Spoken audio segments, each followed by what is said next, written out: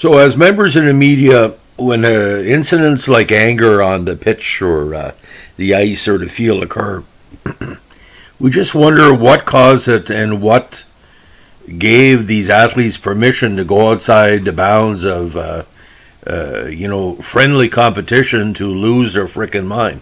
Now, we've had many cases of violence on the ice, either physical with the hands or with the stick, but this one could have really been severely damaging to the laws and regulations of the NHL. We're going to talk about the Wayne Maki Ted Green stick swinging incident that was a cause celeb in the late 60s into the early 70s. Now, Wayne Maki was an up-and-coming prospect that had drawn a lot of attention by playing with the Sault Ste. Marie Greyhounds and the St. Catharines Blackhawks in the mid-1960s. Now, he went on to the St. Louis Braves of the CPHL. He was putting up really good numbers and eventually made the NHL with the Blackhawks in 1968. He was sent back to Dallas twice for seasoning. So that means 5 years as a minor pro. Now, he ended up in the St. Louis organization. But here it became bizarre, ladies and gentlemen. There was a very rugged player for Boston called Terrible Teddy Green. Teddy Green had some skill, but he was known for the physical side of his game. Now, Wayne Maki was known to be part of the very, hardworking Maki family. Now, his brother, Ron Chico Maki, had been an established player in the NHL for a number of years, playing with Chicago, the Bobby Hull Blackhawks, as we call it. And, the Maki family had great respect. Now, in '69, the younger Maki, Wayne, was claimed by the St. Louis Blues in what was then the waiver draft.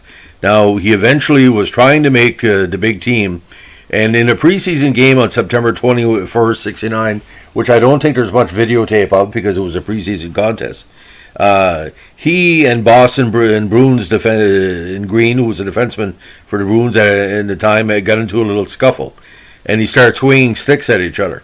Now, legendary NHL broadcaster Dan Kelly called the incident, published reports, one of the most horrifying and the most violent exchanges I've ever seen in hockey. Now, Green almost struck Maki, and Maki responded by hitting him with his own stick right on the head. Now, the blow was so accurate, he dropped like a sack of potatoes. He suffered a fractured skull, and Green later was diagnosed with a brain injury. Now, there's been stick swinging incidents in NHL history before this, but by the late 1960s, early 70s, hockey was trying to go more mainstream. We're trying to get a U.S. Hockey broadcasting contract back. Hockey Night in Canada was anticipating expansion into Vancouver, and they were getting a way to have more coverage of the league. When this happened, bizarre series of events happened. Charges were laid against Green and Maki for their equal participation in the incident. Now, Clarence Campbell asked for an investigation of the incident. They were given the details, but then the Crown asked information from the NHL almost 2 months later in their aspect of laying charges. Now, Brian McFarland, who worked for Hockey Night in Canada for many years, Special Leafs, noted in his archives that I could see right away that Green was badly hurt. When he tried to get up, his face was contorted and his legs began to buckle under him. It was dreadful. I almost became physically ill watching him struggle because I knew this was very, very serious. I remember it like it happened yesterday. Now, like I said, assault charges were laid against Green and Maki.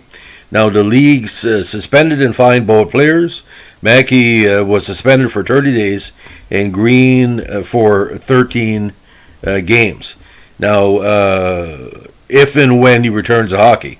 Now, Green missed the entire 1970 season, but did return to action and played for nearly another decade, especially with the Stanley Cup winning Bruins, and later became a very effective Oilers coach and assistant.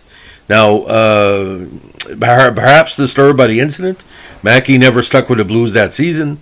The Vancouver Canucks eventually claimed Maki in the expansion draft, where he put up some really strong numbers. And in the 2 seasons with Vancouver, he played full time. He had 25 and 22 games on a team that had limited offense. He was a big part of that.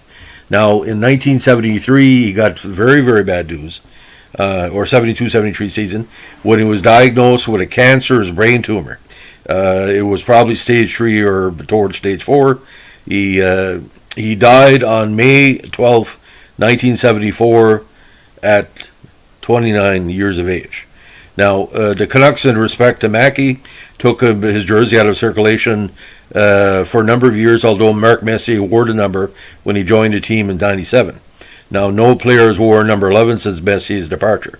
Now, in his career, Maki scored 57 goals and 79 assists for 136 points with 180 minutes in penalties. And in 2 playoff games, he scored 1 goal and added 2 penalty minutes. Now, according to McFarland published reports, Boston boss Bill Schmidt was so disturbed by the incident that he tried to force the Bruins to all wear helmets starting the next day. And McFarland notes in his archive that shortly after the Green Maki incident, Boston coach Bill Schmidt purchased 24 helmets in addition to his players. When he showed up for practice the following day, none of the Bruins were wearing them. He ordered them to don the headgear or get off the ice. The players turned to look at Bobby Orr, head down, or skated slowly off the ice, followed by his teammates. Schmidt decided not to make an issue of it, and the helmets were stored away. Now, if a lot of people remember the 1971 season, including Boston's play against Montreal in the quarterfinals when Montreal had the upset, Teddy Green did wear a helmet. So at least the main player that needed to wear the helmet. But I basically think, I'm not saying it's the problem with old time hockey, but you can drop your gloves in hockey, that's fine. But stick swinging is for cowards. I mean, this is not fencing, this is not swords play. But Teddy Green had these issues. He was an angry player sometimes. Wayne Maki might have been scared, and players carving up each other. We talked about the famous Boom Boom incident where he almost killed a player on the Rangers. You see the McSorley incident a number of years ago. Leave the stick swing alone. Are you sure if you want to be dirty, give a dirty hit, whatever, but don't try to kill your opponent with the stick. The stick is made to put the puck in the net, and you gotta think in hockey. Like the French goalie in Slapshot, although it was a joke, he said don't use your stick. So any young kids listening to this podcast, don't use your stick. Use your shoulder, use the elbow, protect yourself when you're hitting, and when the game is done, you can say, I didn't try to deliberately hurt my opponent. I want to put the opponent off the game. But Wayne Maki, just a bad end to a very promising career, not only to face the scorn of a lot of hockey fans, but to get cancer. It was just unfair, but life's not fair. And hockey's hard. It's a hard game. The boards are hard, the ice is hard, the puck is hard. There's no other way to say it. So thanks for listening. Give me a like, comment, or subscribe. We have passed 112,000 page views. We've had some trending going on in recent days with the Alan Minter podcast, and my condolences to the Alan Minter family, the former World Unified Boxing Champion, and thanks to his fans worldwide for stopping in and listening to the podcast. Have a good day. Bye.